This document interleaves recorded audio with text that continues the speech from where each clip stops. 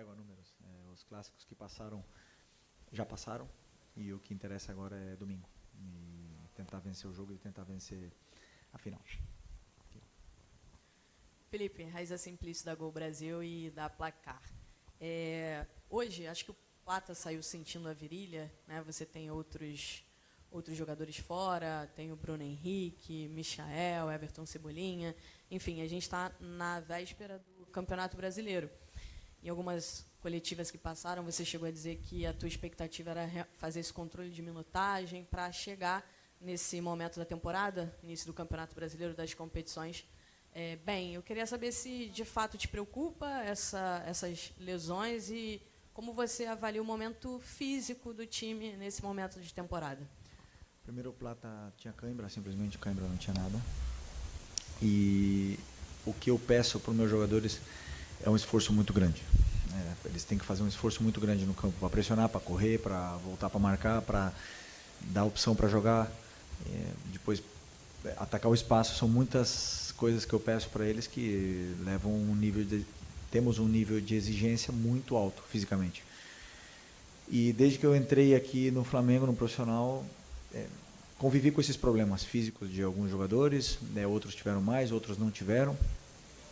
E nunca foi desculpa, porque, como eu falei para vocês, o elenco é altamente qualificado e as peças de reposição sempre são à altura para o time poder vencer os jogos que vem pela frente. Então, fisicamente o time está bem, está da mesma forma que a gente esperava. Os problemas físicos acontecem, como eu falei, alguns meses mais, outros menos, da sequência de jogos mais, outras menos. Mas até o Campeonato Brasileiro são 2 semanas e meia a partir de hoje, né? A partir do jogo de domingo são 2 semanas, né? Então, bastante tempo para a gente chegar perfeitamente nas condições. Felipe, boa noite, aqui atrás. João Pedro Fragoso, Jornal Globo, parabéns por mais uma vitória. Felipe, eu queria te perguntar sobre uma situação individual envolvendo um jogador, que é o Ayrton Lucas. Ele já voltou a estar à disposição do time há algum tempo. Nos 2 últimos jogos não foi utilizado. Antes você estava optando pelo Varela na lateral esquerda. Hoje o Alexandre voltou ao time. E quando o Alexandre saiu, você usou o Varela também na lateral esquerda. Então eu queria te perguntar se a situação do Ayrton Lucas é algo ainda físico ou se é opção técnica pelo que você vem observando nos treinamentos. Obrigado. Não, o Ayrton está com um incômodo no joelho que limita a forma dele desempenhar. E está fazendo um esforço grande pela equipe e está conseguindo, está nos treinos, está disponível no banco e enquanto eu puder preservar, né, ele com esses minutos para ele não machucar ou não sentir dor nesse ligamento dele do joelho, melhor, né? Mas se precisar, ele está à disposição e claro que eu vou utilizá-lo, mas se puder evitar, melhor. Mas ele, como eu falei, ele está fazendo um esforço grande pela equipe. Boa noite, Felipe. Bruno Castanha, Rubro News TV, também B2 na área. Queria que você fizesse uma avaliação da atuação do Flamengo hoje. Primeiro tempo, né, não conseguiu encaixar a marcação, fez o gol cedo, acelerava demais e dava a bola para o Fluminense. No segundo tempo, não. O Flamengo mudou a postura, teve mais bola, jogou melhor na minha avaliação e também esse golzinho no final. Queria que você comentasse um pouquinho do jogo para a gente. Obrigado. Já avaliou para mim. Eu podia fazer mais, mas não dá. Obrigado. Não, realmente foi o que você falou. Primeiro tempo começamos muito bem, fizemos o gol e a partir daí baixamos o ritmo. Eu sentia os jogadores não estavam com a mesma finura com a bola, aceleramos momentos que não tínhamos que acelerar, perdemos bolas que não costumávamos perder. Isso fez com que o time entrasse no jogo de transição e cansasse, né? Na hora de pressionar não estava conseguindo pressionar e aí, claro, o adversário joga, ali tem grandes jogadores, grandíssimos jogadores do outro lado, e um goleiraço, né? Porque podemos falar do Fábio, né?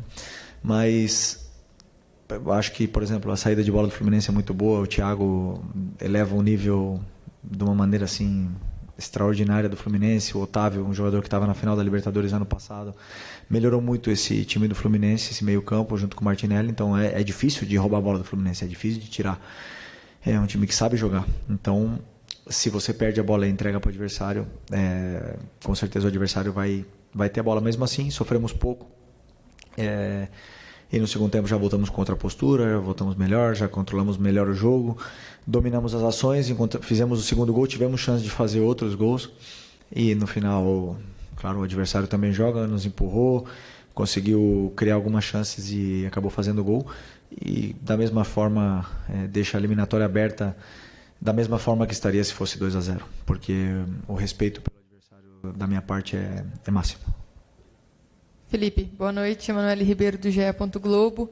Você falou bem sobre esse jogo equilibrado contra o Fluminense, né? E a gente viu também nos 2 jogos da semifinal, jogos mais equilibrados. O Flamengo não tendo controle, o domínio absoluto que a gente viu na primeira parte do Campeonato Carioca. Óbvio, vai afunilando e os jogos vão ficando mais difíceis, mais competitivos, né? E os jogadores, sempre que a gente pergunta sobre o seu trabalho, eles dizem: o Felipe é um cara que não para de estudar, um cara que cobra a gente o tempo todo, que se a gente ganhar de 5-0, ele vai trazer coisas no dia seguinte para a gente trabalhar, para a gente fazer. E qual que é a lição que você tira dessa vitória de hoje? O que você acha que precisa melhorar, o que você vai trabalhar para melhorar para a finalíssima no domingo? Obrigada. Só uma correção, dominamos a semifinal contra o Vasco, os 2 jogos. Mas não foram goleadas, né? Então se espera sempre que o Flamengo goleie, e não é fácil o que esses jogadores estão fazendo. Esses jogadores estão fazendo um esforço muito grande, são muitos jogos sem perder, muitos jogos mantendo um nível de ambição altíssimo, porque esse grupo tem muita fome. E o que mais me surpreende é isso, jogadores que ganharam tudo e são os que mais querem continuar conquistando, né? Então, mas como você falou, né, tem um adversário muito qualificado pela frente. Tem um time que há 2 anos atrás foi campeão da Libertadores e que perdeu algumas peças importantes, mas se reforçou bem. Tem um treinador que estava na seleção brasileira. Tem um goleiro que, sinceramente, é impressionante. Cada vez que eu vejo ele jogar, eu acho que ele é o melhor goleiro do Brasil, ou um dos melhores. E é um time muito forte. Então, mais mérito ainda para o nosso jogo. E lição do que pode acontecer, isso é super normal no futebol, que você no final do jogo ganhando 2-0, você baixe um pouco o bloco. Mesmo assim, né, a gente tentou jogar, tentou continuar construindo, mas o Fluminense tem qualidade e acabou criando a chance para fazer gol, e alguns escanteios no final que nos deixaram com esse sabor amargo, né? Mas foi uma grande vitória, como eu falo, foi uma vitória que nos dá uma leve vantagem para o jogo de volta, mas que, sabendo como é clássico, sabendo também o que eu vivi aqui em 2023, eu não subestimo nunca o Fluminense. O Fluminense tem um time importante, nós temos que respeitar para poder ser campeão. Oi, Felipe. Boa noite, Igor Siqueira do UOL. Wesley fez gol hoje, Dorival estava aí. Como é que vocês estão lidando com ele a partir da convocação internamente, né? E eu lembro que você, numa coletiva anterior, mencionou que ele estava fazendo um trabalho específico de defesa para melhorar esse aspecto. Como é que funciona esse trabalho específico? O que ele faz efetivamente para que chegue mais completo para esse momento agora, também na seleção? Não mudou absolutamente nada. O tratamento com o Wesley foi parabéns e acabou, né? É o que eu devo fazer como treinador, porque eu não vou para a seleção, né? O que vai é ele, então ele que lá seja feliz, mas é um jogador que está no nível altíssimo, está cada vez crescendo mais. E o trabalho de defesa que, não lembro de ter comentado, mas devo ter comentado, específico de posições, não é só com ele, é com o Ayrton, é com o Varela, com o Alex, né? Então são com todos os jogadores que tem, mas claro que o Wesley, ele por ser tão rápido, tem vezes que ele confia tanto na velocidade dele que o posicionamento dele pode melhorar. Essa é a minha visão. E ele é o primeiro que quer melhorar. Ele é o primeiro que pede para treinar esse posicionamento, para melhorar, para corrigir e evoluir. Esse é o diferencial de por que esse jogador evoluiu tanto. Felipe, boa noite. Aqui. Boa noite. Você hoje teve o Luiz Araújo começando e não tinha um Bruno Henrique, não tinha um Michael, não tinha um Cebolinha ainda. E aí eu te pergunto, chega um momento do jogo que o Flamengo costuma incendiar o jogo quando entra um Luiz Araújo, quando você tem uma peça como essa para entrar, e você, óbvio, você tem um elenco fortíssimo, mas chega um momento que tem tantos problemas que você não tem como você suprir aquela saída da forma que você queria. Como é que você analisa isso? Se você, até inclusive é um dilema, né? O Luiz Araújo é jogador para ser titular, mas ao mesmo tempo, quando entra no segundo tempo, ele muda o jogo completamente. Como é que você analisa essa falta de não ter esse jogador que você gosta de utilizar no segundo tempo?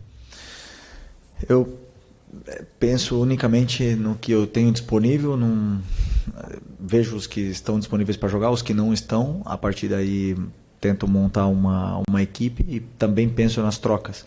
Né? Claro que tem jogadores, como você falou, Luiz Araújo no segundo tempo potencializa muito a equipe, mas hoje fez um jogaço começando desde o início, numa posição que ele não gosta, que ele não domina tanto talvez como na direita, que é a posição natural dele.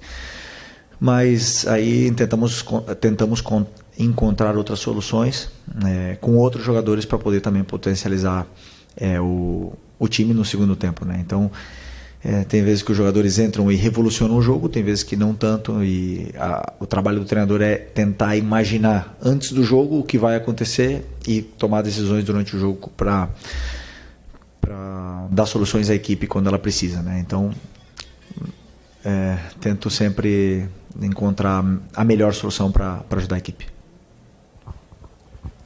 Felipe, aqui Isaac Andrade, Flavoz. Fazendo aqui um apanhado de tudo que foi dito até agora, você mencionou a questão física do time, que está ok, e que o que aconteceu foi realmente forçar um pouco mais o jogo e o time cansou agora um pouco no segundo tempo. Você falou da questão da recuperação, o time não jogou tão bem no primeiro tempo, foi um jogo que o Fluminense propôs um pouco mais no início, mas que o Flamengo voltou dominante no segundo tempo. E tem essa questão agora de no final o Fluminense achar esse gol, uma bola parada, né, e a torcida se incendiar e o Fluminense ali vir para cima do Flamengo. Ganhou de 2-1, mas em qual dos três aspectos, físico, do técnico ou do mental, o Flamengo permitiu que o Fluminense chegasse e fizesse esse gol, e o quanto que isso pode impactar na final, porque a vantagem de 2-1, como você falou, é mínima. Não muda absolutamente nada para mim, né? Como treinador, não muda absolutamente nada ter essa vantagem, porque eu vou preparar o jogo para vencer o Fluminense no segundo jogo. E depois o adversário também joga. Assim, no primeiro tempo, é verdade que a gente acelerou, mas tivemos várias ocasiões para criar a chance de gol onde não se materializaram. A jogada, os passes eles entravam entre linhas, a gente recebia em condições de gerar vantagem, mas como eu falei, nós não estávamos finos, acabamos acelerando algumas jogadas, querendo fazer o último passe muitas vezes e acabamos cedendo o controle ao adversário. O controle não quer dizer que o adversário tenha criado chances, ocasiões de gol, porque no primeiro tempo eu não lembro. Teve? Eu não lembro se teve alguma chance clara no primeiro tempo.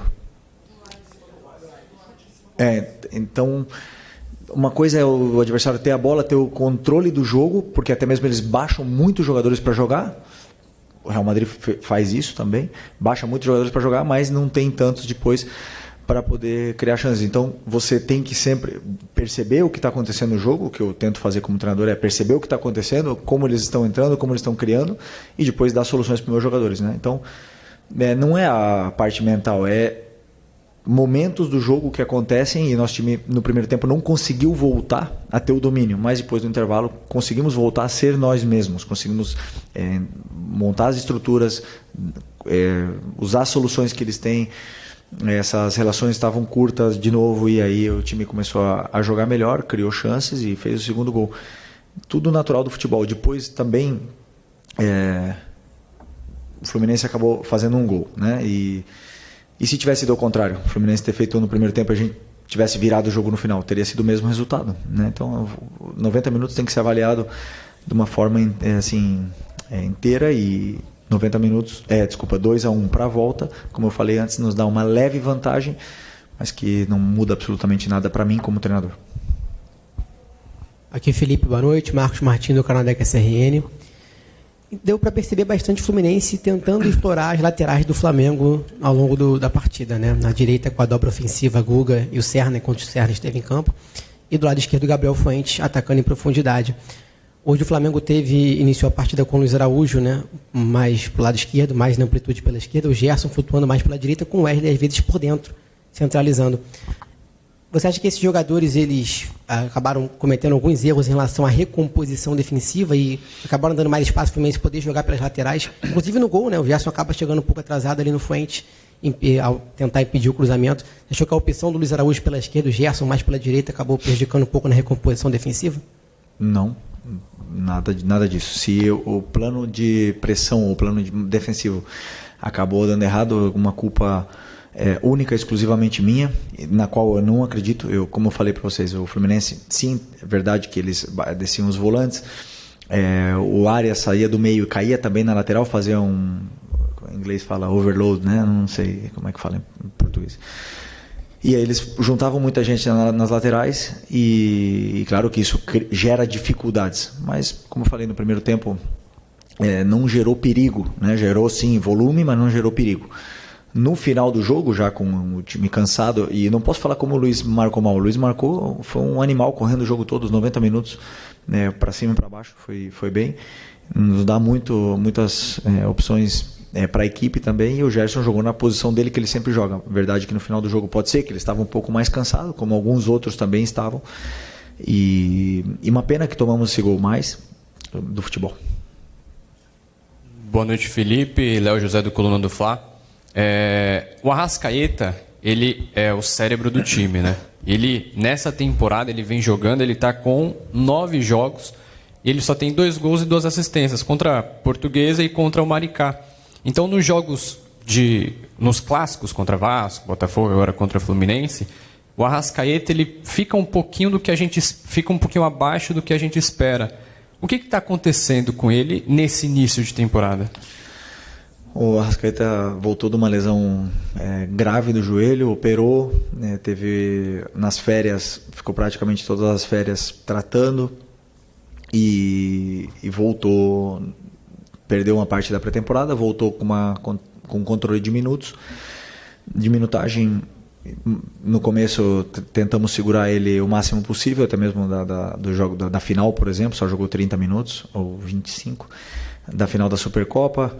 E conforme o joelho dele foi se adaptando e foi melhorando, eu consegui dar um pouco mais de minutos para ele, porque o Arrasca é um jogador que, ao meu modo de ver, primeiro como companheiro dele, agora como treinador dele, é um jogador que cresce conforme vai somando minutos, né? Porque eu sei o que ele pode render. Esses números que são 2 gols e 2 assistências, eu sei que podem melhorar. Mas os números agora do Arrasca não me interessam. Me interessa o que ele faz de posicionamento, o que ele faz com a bola, como ele gera vantagens, como ele não perde a bola. Então, esses sim são aspectos que eu olho mais. Claro que todos esperamos mais do Arrascaeta, ele mesmo espera mais dele, e ele mesmo sabe que ele tem que melhorar, e está aqui desse lado aqui o treinador que tem que fazer e tem que tirar o melhor rendimento do Arrascaeta, e esse sou eu, e vou fazer isso. Conforme for passando treinos, jogos, eu vou tentando sempre tirar o melhor rendimento dele, dar a confiança que ele precisa para a gente poder ver a melhor versão desse jogador de novo.